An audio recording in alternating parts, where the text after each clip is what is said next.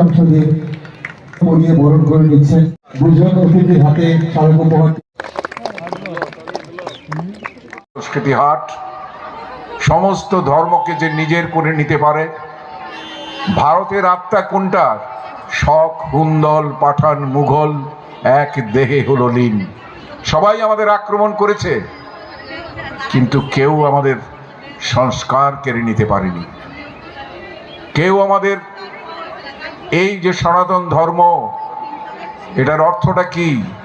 উদারতা, ভালোবাসা, বিশ্বাস, প্রেম, সর্বধর্ম সহিষ্ণুতা, এটাই সংস্কৃতির সবচেয়ে বড় শক্তি।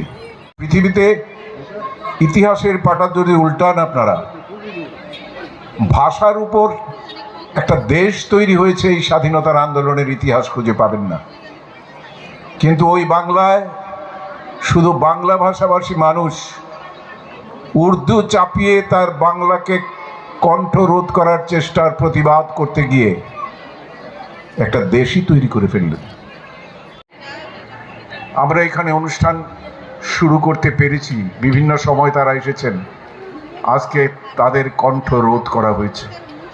ঘর ছাড়া, দেশ ছাড়া, ছন্ন ছাড়া, সংস্কৃতির উপর বিশাল আঘাত, সংস্কৃতির জগতের লোককে বিনা বিচারে জেলে ঠেলে দেওয়া হচ্ছে। একটা মুক্ত স্বাধীন জাতিকে আবার ছিন্ন ভিন্ন করার চেষ্টা হচ্ছে। আমরা জানি এটা কোনোদিনই তারা জয়ী হবে না, কিন্তু অনেক মূল্য হয়তো আমাদের চোকাতে হবে। এটা কবিগুরুর বাংলা, কাজী নজরুলের বাংলা, জীবনানন্দের বাংলা, লালনের বাংলা,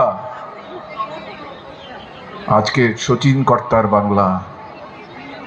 এই বাংলা আমরা ভুলতে পারি না, পারবো না।